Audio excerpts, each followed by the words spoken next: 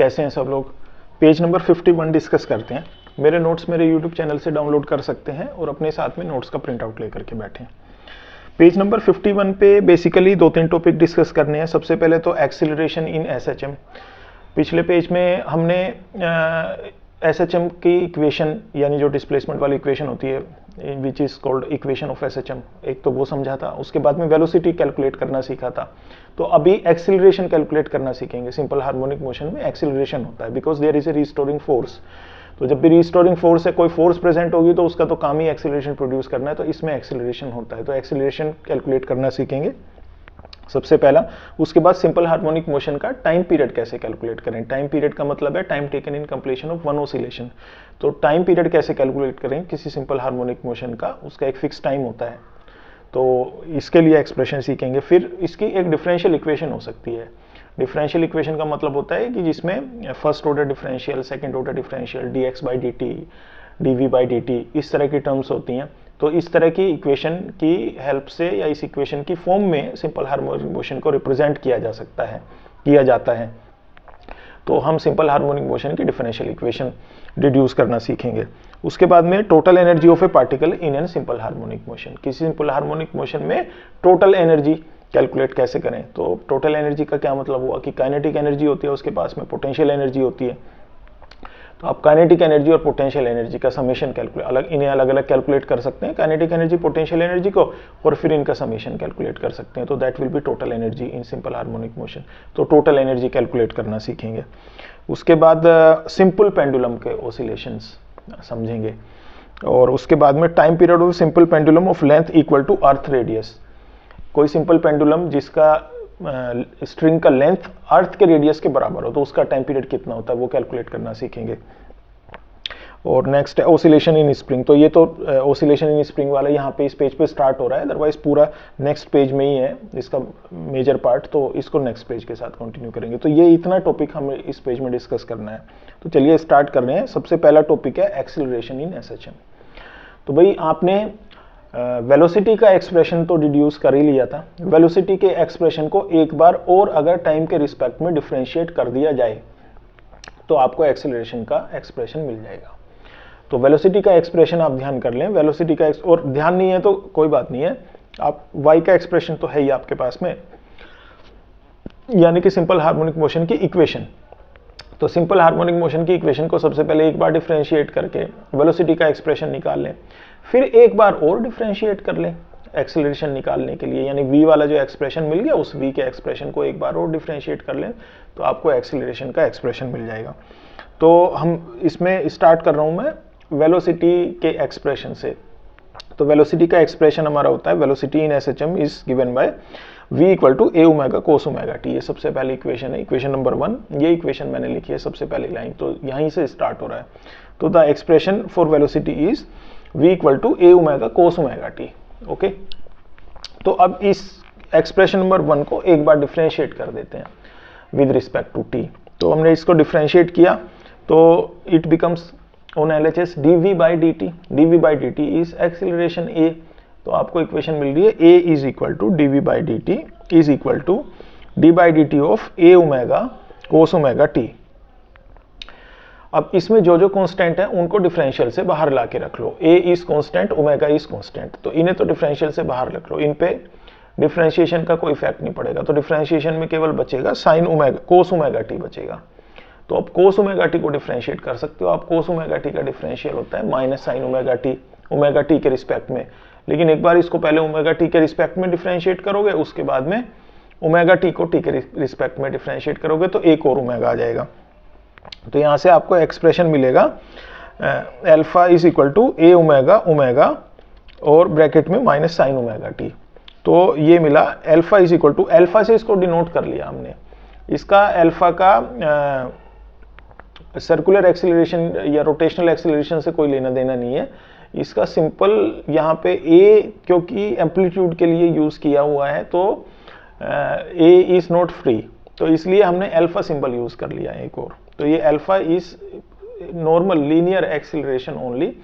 तो इसका ये नहीं मतलब समझेंगे कि इसका उस वाले अल्फा से कोई लेना देना होता था जो रोटेशन के केस में अल्फा होता था एक्सीलरेशन, उससे कोई इसका कनेक्शन नहीं है। तो अल्फा इज इक्वल टू, ये इसको सिंप्लीफाई कर लिया, alpha is equal to minus a omega square sine omega t, ये एक्सप्रेशन मिल गया। और इसमें ए साइन ओमेगा टी तो वाई होता ही है, तो एक्सप्रेशन आपको मिल गया a alpha is equal to minus omega square Y.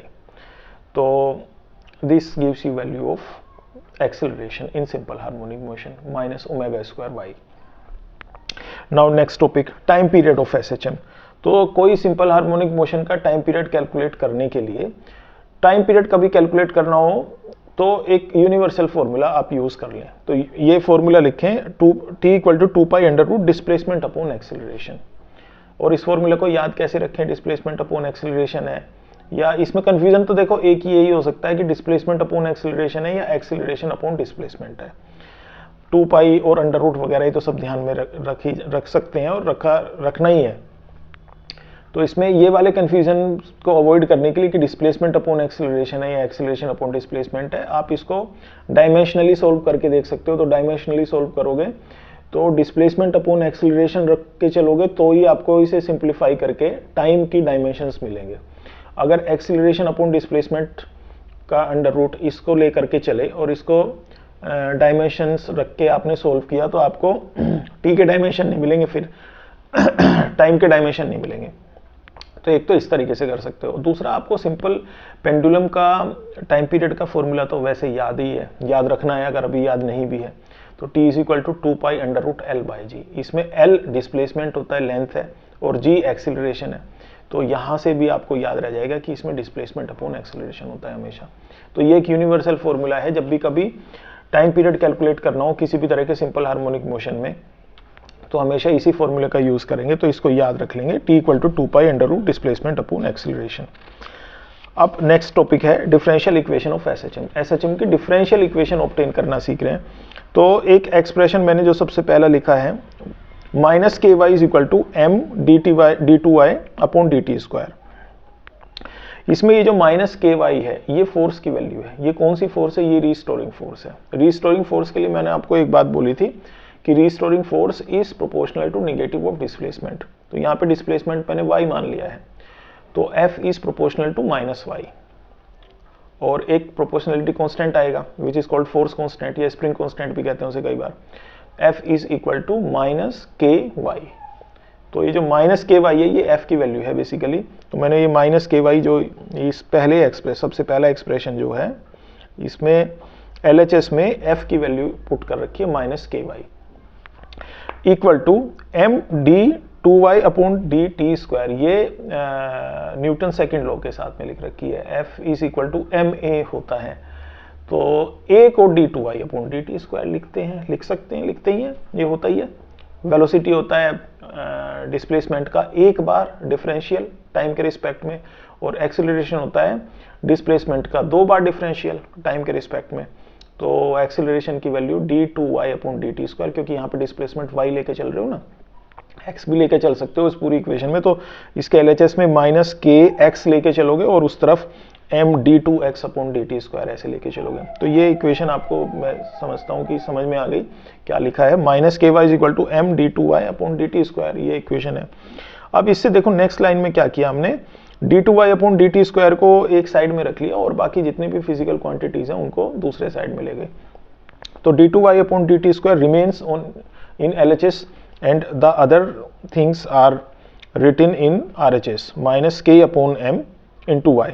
और ये जो माइनस के अपॉन एम है इसमें के अपॉन एम को आप ओमेगा स्क्वायर डिफाइन करते हो।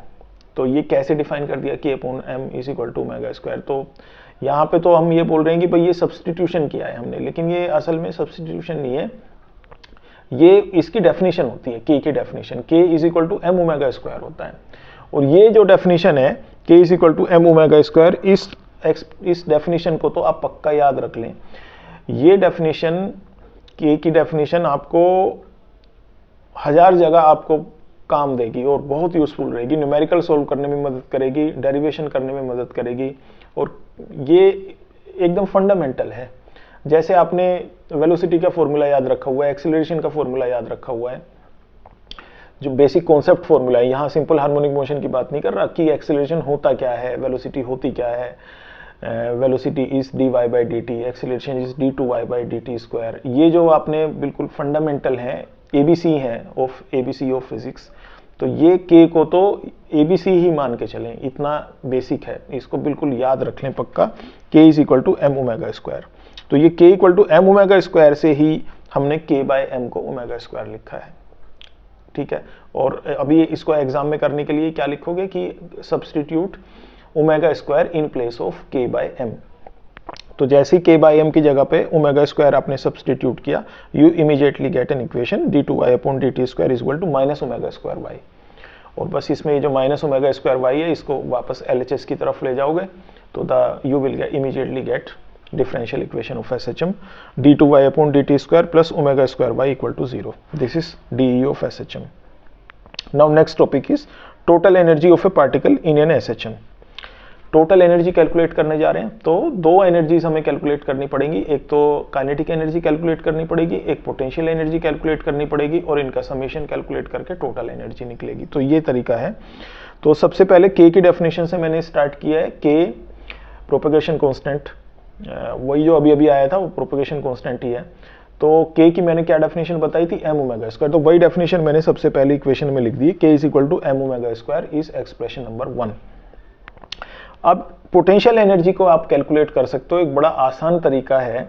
आपने स्प्रिंग की पोटेंशियल एनर्जी पिछले चैप्टर्स में कैलकुलेट करना भी सीखा है। स्प्रिंग की पोटेंशियल एनर्जी होती है 1/2 kx स्क्वायर, और काइनेटिक एनर्जी 1/2 mv स्क्वायर है। तो ये फॉर्मूलाज में थोड़ी बहुत सिमेट्री है, लेकिन सिमेट्री ना भी होती तो भी आपने स्प्रिंग की potential energy, elastic potential energy of spring, वो तो कैलकुलेट करना सीखा ही है, वो ध्यान रखना भी है, वो यूजफुल होता है।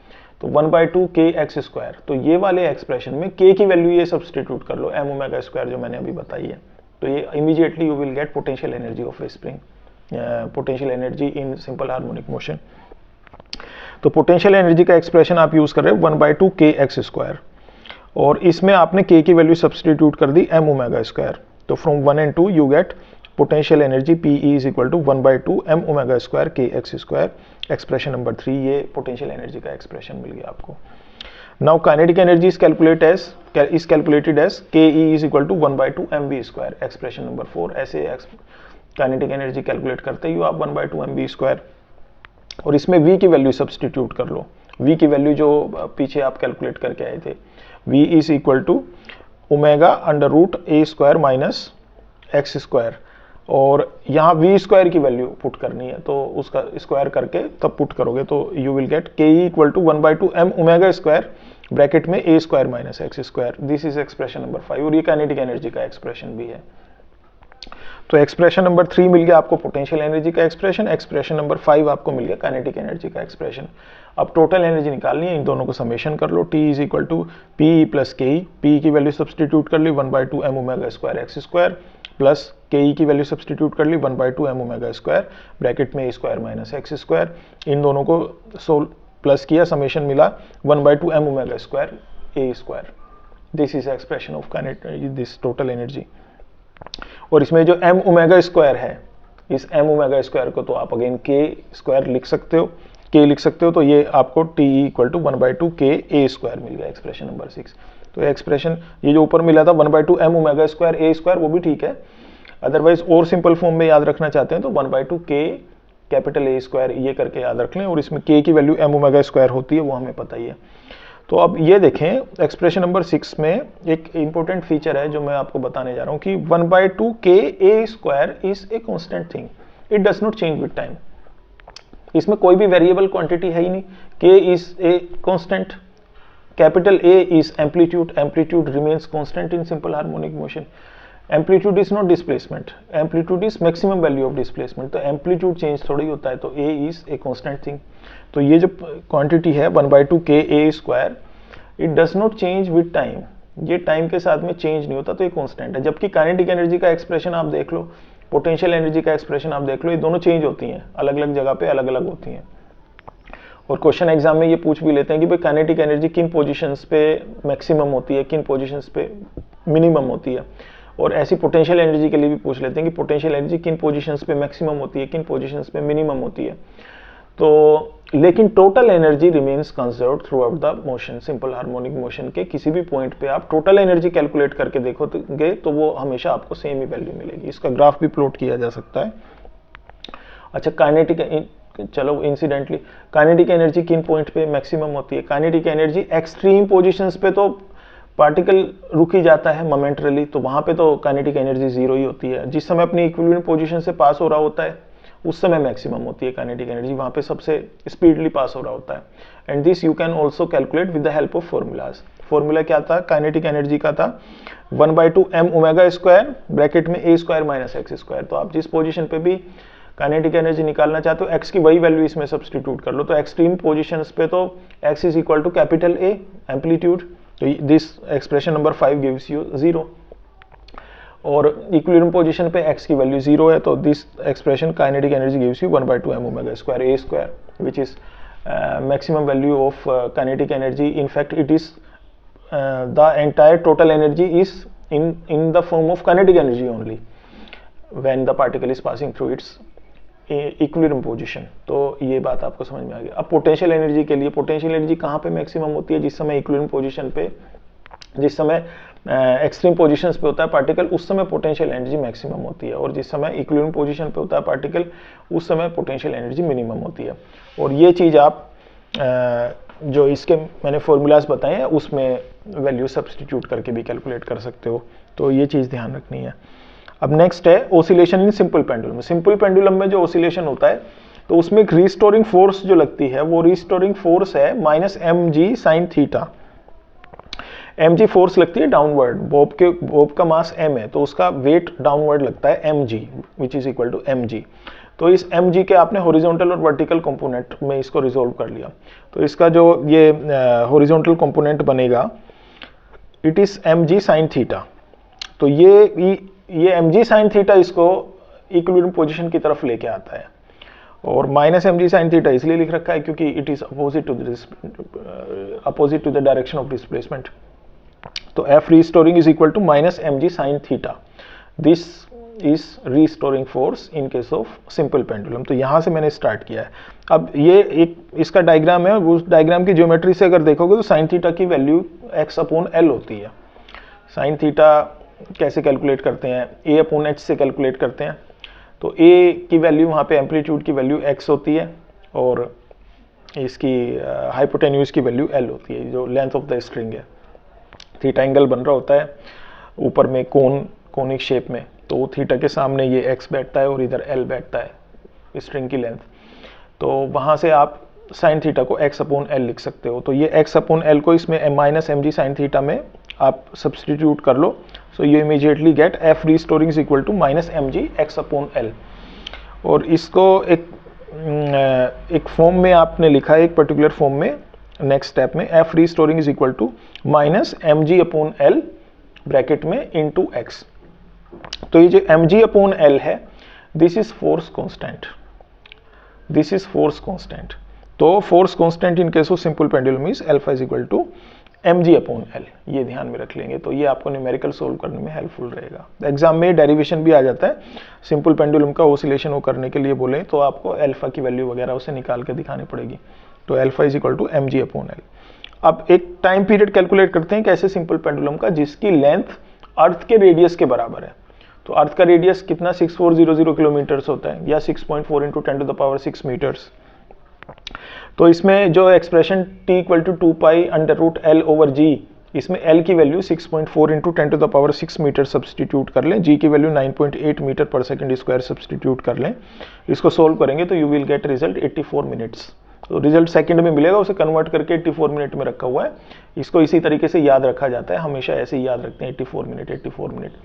तो ये 84 minute is the time period of a simple pendulum of length equal to radius of earth. इतनी लेंथ का अगर कोई सिंपल पेंडुलम है अर्थ के रेडियस की लेंथ के बराबर, तो उसे एक अपना टाइम एक ऑसिलेशन कंप्लीट करने में 84 मिनट्स लगेंगे, 84 मिनट्स लगेंगे। सिंपल पेंडुलम का टाइम पीरियड किन फैक्टर्स पे डिपेंड करता है? केवल लेंथ पे डिपेंड करता है, और जिस प्लेनेट पे वो है उसके जी की वैल्यू पे डिपेंड करता है। तो अर्थ के ऊपर है तो वहाँ पे ग्रेविटेशनल एक्सीलरेशन 9.8 है, कहीं दूसरे प्लेनेट पे जाओगे तो वहाँ पे ग्रेविटेशनल एक्सीलरेशन की वैल्यू कुछ और होती है, तो वहाँ पे टाइम पीरियड चेंज हो जाएगा। तो यहाँ पे लेंथ हमने अर्थ के रेडियस के बराबर ले ली और रेडियस ये ग्रेविटेशनल एक्सीलरेशन अर्थ का 9.8 मीटर पर सेकंड ले लिया। तो इस रख के सोल्व किया तो टाइम पीरियड हमें 84 मिनट्स मिला। तो इस पेज में इतना ही है। नेक्स्ट ये ओसिलेशंस इन स्प्रिंग स्टार्ट हो रहा है, वो इसका मोस्टली नेक्स्ट पेज में ही कवर्ड किया गया है। तो इसको नेक्स्ट पेज में पेज नंबर 52 के साथ ही डिस्कस करेंगे।